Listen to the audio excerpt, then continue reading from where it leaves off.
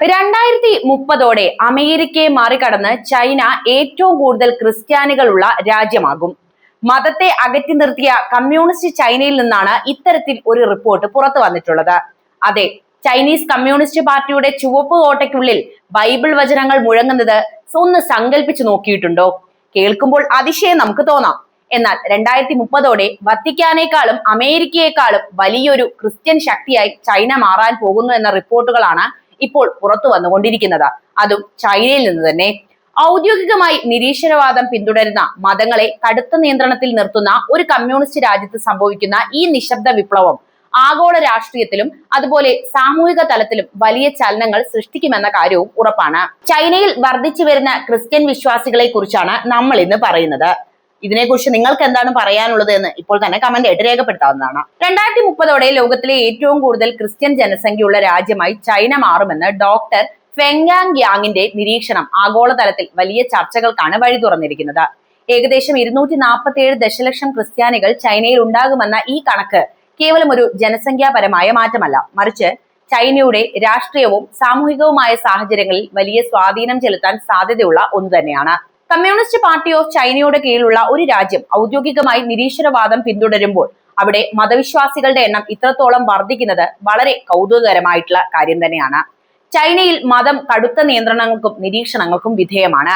ഈ സാഹചര്യത്തിൽ ക്രൈസ്തവ ജനസംഖ്യയിൽ ഉണ്ടാകുന്ന വളർച്ച ചൈനീസ് സർക്കാരിന് മുന്നിൽ വലിയൊരു വെല്ലുവിളിയായിട്ട് ഉയർന്നു വരികയാണ്. സ്റ്റേറ്റ് അംഗീകരിച്ച ചർച്ചുകൾക്ക് പുറമെ രഹസ്യമായി പ്രവർത്തിക്കുന്ന ഹൗസ് ചർച്ചുകളുടെ സ്വാധീനമാണ് ഈ വളർച്ചയ്ക്ക് പിന്നിലെ പ്രധാന ഘടകമായി വിലയിരുത്തപ്പെടുന്നത്. ജിയോ പൊളിറ്റിക്കലായി നോക്കിയാൽ ചൈനയിലെ ഈ മാറ്റം ആഗോള ക്രിസ്ത്യൻ സമൂഹത്തിന്റെ ശക്തി കേന്ദ്രം പടിഞ്ഞാറൻ രാജ്യങ്ങളിൽ നിന്ന് കിഴക്കോട്ട് മാറുന്നതിന്റെ സൂചന കൂടി നൽകുന്നുണ്ട്. വത്തിക്കാനുമായുള്ള ചൈനയുടെ ബന്ധം മെച്ചപ്പെടുന്നതിനും പാശ്ചാത്യ രാജ്യങ്ങളുമായിട്ടുള്ള സാംസ്കാരിക വിനിമയത്തിനും ഇത് വഴി തെളിയിച്ചേക്കാം.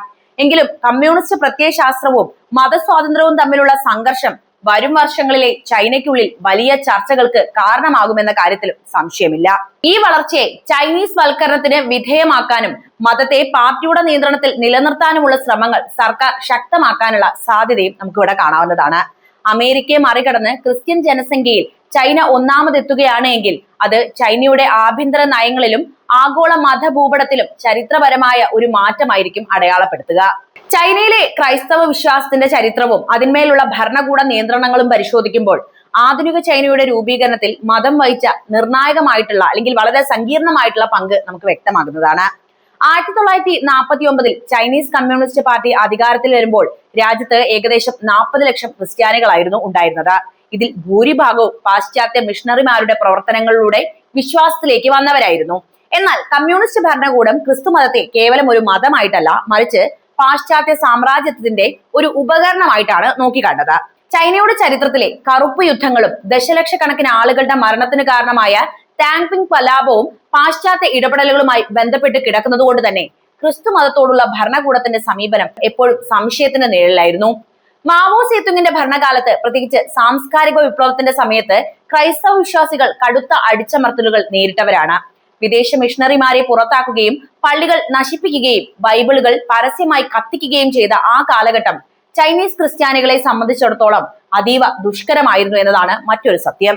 ഈ കടുത്ത പീഡനങ്ങൾക്കിടയിലും വിശ്വാസം പൂർണ്ണമായും ഇല്ലാതായിട്ടില്ല എന്നതാണ് വസ്തുത. ഔദ്യോഗിക പള്ളികൾക്ക് പുറത്ത് വീടുകൾ കേന്ദ്രീകരിച്ച് രഹസ്യമായി പ്രവർത്തിച്ചിരുന്ന ഹൗസ് ചർച്ചുകൾ വഴിയാണ് ക്രൈസ്തവ വിശ്വാസം ചൈനയിൽ അതിജീവിച്ചത്. യാതൊരുവിധ ഔദ്യോഗിക പരിരക്ഷയുമില്ലാതെ നിയമവിരുദ്ധമായി കണക്കാക്കപ്പെട്ടിരുന്നിട്ടും ഇത്തരം കൂട്ടായ്മകൾ ജനങ്ങൾക്കിടയിൽ ആഴത്തിൽ വേരോടി. ഭരണകൂടത്തിന്റെ കർശനമായ നിരീക്ഷണ സംവിധാനങ്ങളെ മറികടന്നുകൊണ്ട് ഈ ഭൂഗർഭ സഭകൾ വളർന്നത് ചൈനീസ് സമൂഹത്തിലെ മതപരമായ മാറ്റത്തിന്റെ കരുത്താണ് വെളിപ്പെടുത്തുന്നത്. മാവോ സേതുങ്ങിന് ശേഷമുള്ള കാലഘട്ടത്തിൽ ചൈനയിൽ സംഭവിച്ച മതപരമായ ഉണർവും അതിനെ തുടർന്നുണ്ടായ ഭരണകൂടത്തിന്റെ കർശന നിയന്ത്രണങ്ങളും ചൈനീസ് സമൂഹത്തിലെ വലിയൊരു പരിവർത്തനത്തെ തന്നെയാണ് സൂചിപ്പിക്കുന്നത്. 1976 ഡെങ് സിയോവോ പിങ് കൊണ്ടുവന്ന പരിഷ്കാരങ്ങൾ മതവിശ്വാസങ്ങൾക്ക് പരിമിതമായ സ്വാതന്ത്ര്യമാണ് നൽകിയത്. 1982 ഭരണഘടനാ ഭേദഗതിയിലൂടെ മതം ഒരു സാമൂഹിക യാഥാർത്ഥ്യമാണെന്ന് അംഗീകരിക്കപ്പെട്ടതോടെ ഔദ്യോഗികമായി രജിസ്റ്റർ ചെയ്ത ക്രിസ്ത്യാനികളുടെ എണ്ണത്തിൽ വൻ വർധനവാണ് ഉണ്ടായത്. ചൈനയിലെ അതിവേഗത്തിലുള്ള നഗരവൽക്കരണമാണ് ഈ വളർച്ചയ്ക്ക് പിന്നിലെ പ്രധാന ചാലകശക്തി. ഗ്രാമങ്ങളിൽ നിന്ന് നഗരങ്ങളിലേക്ക് കുടിയേറിയ ലക്ഷക്കണക്കിന് ആളുകൾക്ക് പരമ്പരാഗത സാമൂഹിക പിന്തുണ നഷ്ടപ്പെട്ടപ്പോൾ ഹൗസ് ചർച്ചുകൾ അവർക്ക് വലിയൊരു ആശ്വാസമാണ് നൽകിയത്. കേവലം ഒരു ആരാധനാലയം എന്നതിലുപരി വൈകാരികവും സാമൂഹികവുമായ പിന്തുണ നൽകുന്ന കേന്ദ്രങ്ങളായി ഇവ പരിണമിച്ചു. ഇതിനു പുറമെ ചൈനയിലെ മധ്യവർഗത്തിനിടയിലും ബുദ്ധിജീവികൾക്കിടയിലും ക്രിസ്തുമതത്തിന് വലിയ സ്വീകാര്യതയും ലഭിക്കുന്നുണ്ട്. മാർക്സിസ്റ്റ് പ്രത്യയശാസ്ത്രങ്ങൾക്ക് പകരം വെക്കാവുന്ന ഒരു ആധുനിക ധാർമ്മിക ചട്ടക്കൂടായി പലരും ഇതിനെ നോക്കിക്കണ്ടു. ബിസിനസ് രംഗത്ത് ക്രിസ്തീയ മൂല്യങ്ങൾ ബോസ് ക്രിസ്ത്യൻ എന്ന വിഭാഗത്തിന്റെ ഉദയവും ഈ കാലഘട്ടത്തിന്റെ പ്രത്യേകത തന്നെയാണ്. എങ്കിലും 2012 ഷീ ജിൻപിങ് അധികാരത്തിൽ വന്നതോടെ ഈ നയങ്ങളിൽ വലിയ മാറ്റങ്ങൾ ഉണ്ടായി എന്നത് ശ്രദ്ധേയമാണ്. മതങ്ങളെ കമ്മ്യൂണിസ്റ്റ് പാർട്ടിയുടെ താല്പര്യങ്ങൾക്കും സോഷ്യലിസ്റ്റ് മൂല്യങ്ങൾക്കും അനുസൃതമായി മാറ്റിയെടുക്കുക എന്ന സിനിസൈസേഷൻ നയമാണ് ഇപ്പോൾ അവിടെ നടപ്പിലാക്കിക്കൊണ്ടിരിക്കുന്നത്. ഇതിന്റെ ഭാഗമായി പള്ളികൾക്ക് മുകളിലെ കുരിശുകൾ നീക്കം ചെയ്യുകയും മതപരമായ ചടങ്ങുകളിൽ പ്രായപൂർത്തിയാകാത്തവർ പങ്കെടുക്കുന്നത് നിരോധിക്കുകയും ചെയ്തിട്ടുണ്ട്. അനധികൃതമായ മത കൂട്ടായ്മകൾക്ക് മേൽ കർശനമായ നിയന്ത്രണങ്ങളാണ് ഇപ്പോൾ ഏർപ്പെടുത്തിയിരിക്കുന്നത്. ഡിജിറ്റൽ നിരീക്ഷണം, ഫേഷ്യൽ റെക്കഗ്നീഷൻ സംവിധാനങ്ങൾ, ഓൺലൈൻ മതവിവരങ്ങളുടെ സെൻസർഷിപ്പ് എന്നിവയിലൂടെ വിശ്വാസികളുടെ ഓരോ നീക്കവും നിരീക്ഷിക്കപ്പെടുന്നു.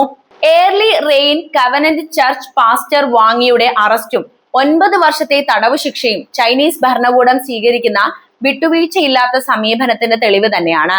ഗ്രേറ്റ് ഫയർവാൾ വഴി വിദേശ മത വെബ്സൈറ്റുകൾ തടയുന്നതും സഭകളെ പാർട്ടി നിയന്ത്രണത്തിലുള്ള ഘടനയിലേക്ക് ലയിപ്പിക്കുന്നതും ചൈനയിലെ മതസ്വാതന്ത്ര്യത്തിനു മേലുള്ള കടുത്ത വെല്ലുവിളികളായിട്ട് ഇന്നും തുടരുന്നുണ്ട്. ചൈനീസ് ഭരണകൂടം ക്രൈസ്തവ വിശ്വാസത്തെ കേവലം ഒരു മതപരമായ വിഷയമായിട്ടല്ല, മറിച്ച് രാജ്യത്തിന്റെ സുരക്ഷയെ ബാധിക്കുന്ന ഒരു ട്രോജൻ ഹോഴ്സ് ആയിട്ടാണ് കാണുന്നത്. പാശ്ചാത്യ ശക്തികൾ, പ്രത്യേകിച്ച് അമേരിക്ക, ചൈനീസ് ഭരണകൂടത്തിന്റെ അടിത്തറ ഇളക്കാൻ ഉപയോഗിക്കുന്ന ഒരു വിദേശ സാംസ്കാരിക ആയുധമാണിതെന്ന ഭീതി ചൈനയ്ക്കുണ്ട്. നാഷണൽ എൻവയോൺമെന്റ് ഫോർ ഡെമോക്രസി പോലുള്ള സംഘടനകളെ ചൈന അതീവ സംശയത്തോടെയാണ് ഇപ്പോൾ വീക്ഷിക്കുന്നത്.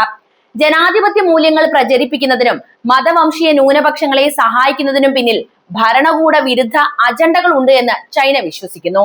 ഇത്തരമൊരു വിദേശ ഗൂഢാലോചനയ്ക്ക് വ്യക്തമായ തെളിവുകൾ ഇല്ല എങ്കിൽ പോലും ഈ ഭീതിയാണ് ചൈനയുടെ കടുത്ത മതനിയന്ത്രണ നയങ്ങളെ രൂപപ്പെടുത്തുന്നത്. വിദേശത്തുള്ള ചൈനീസ് ക്രിസ്ത്യൻ ശൃംഖലകൾ ചൈനയ്ക്കുള്ളിലെ വിശ്വാസികളുമായി ഡിജിറ്റൽ ബന്ധം പുലർത്തുന്നത് ദേശീയ സുരക്ഷാ ഭീഷണിയാണെന്നാണ് ഭരണകൂടം ഇപ്പോഴും കണക്കാക്കുന്നത്. ചൈനയിലെ ക്രിസ്ത്യൻ ജനസംഖ്യയെ സംബന്ധിച്ചുള്ള കണക്കുകളിൽ വലിയ വൈരുദ്ധ്യങ്ങളാണ് നമുക്ക് കാണാൻ കഴിയുന്നത്. സർക്കാർ അംഗീകരിച്ച 3 സെൽഫ് പാട്രിയോട്ടിക് മൂവ്മെന്റ് പള്ളികളിലെ അംഗങ്ങളെ മാത്രമേ ചൈന ഔദ്യോഗികമായി കണക്കാക്കുന്നുള്ളൂ. അതേസമയം ഭൂഗർഭ സഭകളുടെ നേതാക്കളും മിഷണറിമാരും വിദേശ ധനസഹായം ഉറപ്പാക്കുന്നതിനായി പലപ്പോഴും കണക്കുകൾ പെരുപ്പിച്ച് കാണിക്കാറുമുണ്ട്. കൂടാതെ കടുത്ത നിയന്ത്രണങ്ങൾ നിലനിൽക്കുന്നതിനാൽ സർവേകളിൽ സ്വന്തം മതം വെളിപ്പെടുത്താൻ പലരും ഇന്ന് ഭയപ്പെടുകയും ചെയ്യുന്നു. പ്യൂ റിസർച്ച് സെന്ററിന്റെ 2023 ഡിസംബറിലെ റിപ്പോർട്ട് പ്രകാരം 2010 ശേഷം ക്രൈസ്തവ വളർച്ചാ നിരക്കിൽ കാര്യമായ കുറവുണ്ടായിട്ടുണ്ട് എന്നാണ് അടയാളപ്പെടുത്തുന്നത്. എന്നാൽ കടുത്ത നിയന്ത്രണങ്ങൾക്കിടയിലും ഈ വിശ്വാസം ഒരു ബാംബു റിലീജിയൻ പോലെ അതിജീവിക്കുകയാണ്. മുളയെ പോലെ അയവുള്ളതും എന്നാൽ ശക്തവുമായ ഈ ശൃംഖലകളെ വേരോടെ പിഴുതെറിയുക എന്നത് അസാധ്യം തന്നെ. ഇന്ന് ചൈനയിലെ യുവാക്കൾക്കിടയിൽ ക്രിസ്ത്യൻ മതത്തിന് ലഭിക്കുന്ന സ്വാധീനം ഏറെ ശ്രദ്ധേയവുമാണ്. തൊഴിലില്ലായ്മ, കടുത്ത വിദ്യാഭ്യാസ മത്സരം, തൊഴിലിടങ്ങളിലെ സമ്മർദ്ദം എന്നിവ നേരിടുന്ന യുവാക്കൾക്ക് ഇതൊരു മാനസികവും ആത്മീയവുമായ അതിജീവന മാർഗമായിട്ടാണ് മാറുന്നത്. ചൈന ഒരു ക്രൈസ്തവ ഭൂരിപക്ഷ രാജ്യമായി മാറിയാലും ഇല്ലെങ്കിലും കമ്മ്യൂണിസ്റ്റ് പാർട്ടിയുടെ ഐഡിയോളജിക്കൽ മോണോപ്പൊളിക്ക് ക്രിസ്തുമതം വലിയൊരു വെല്ലുവിളിയായി തുടരുമെന്ന കാര്യം ഉറപ്പാണ്. രാഷ്ട്രീയമായ മാറ്റങ്ങളെക്കാൾ ഉപരിയായി വ്യക്തികളുടെ ആത്മീയവും മാനസികവുമായ ആവശ്യങ്ങൾ നിറവേറ്റുന്ന ഒരു പ്രസ്ഥാനം എന്ന നിലയിലാണ് ക്രൈസ്തവ വിശ്വാസം ചൈനയിൽ ഇപ്പോഴും നിലനിന്നുകൊണ്ടിരിക്കുന്നത്.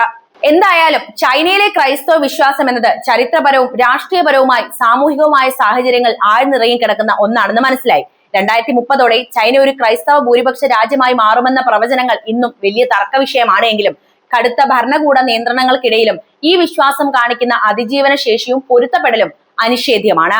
മതവിശ്വാസം, ഭരണകൂട നിയന്ത്രണം, ആഗോള രാഷ്ട്രീയ സാഹചര്യങ്ങൾ എന്നിവ തമ്മിലുള്ള സങ്കീർണമായ ബന്ധമാണ് ചൈനയിലെ ക്രൈസ്തവ വിശ്വാസത്തിന്റെ വർത്തമാനത്തെയും ഭാവിയെയും നിർണ്ണയിക്കുന്ന പ്രധാനപ്പെട്ട കാര്യം. ചുരുക്കി പറഞ്ഞാൽ ചൈനീസ് കമ്മ്യൂണിസ്റ്റ് പാർട്ടിയുടെ പ്രത്യയശാസ്ത്രപരമായ വെല്ലുവിളികളെ അതിജീവിച്ചുകൊണ്ട് ജനങ്ങളുടെ ആത്മീയവും സാമൂഹികവുമായ ആവശ്യങ്ങൾ നിറവേറ്റുന്ന ഒരു പ്രസ്ഥാനമായി ഇത് ചൈനയിൽ നിലനിൽക്കുന്നു എന്ന വസ്തുത നമ്മൾ പറയേണ്ടിയിരിക്കുന്നു. അപ്പോൾ നിങ്ങൾക്ക് എന്താണ് ഈ വിഷയത്തെക്കുറിച്ച് പറയാനുള്ളത് എന്നറിയാൻ എനിക്ക് താല്പര്യമുണ്ട്. എന്ത് തന്നെയായാലും കമന്റ് ബോക്സിൽ എഴുതുക. വീഡിയോ ഇഷ്ടമാവുകയാണെങ്കിൽ ലൈക്ക് ചെയ്യാനും ഷെയർ ചെയ്യാനും ഒപ്പം ചാനൽ ഒന്ന് സബ്സ്ക്രൈബ് ചെയ്യാനും ശ്രദ്ധിക്കുമല്ലോ.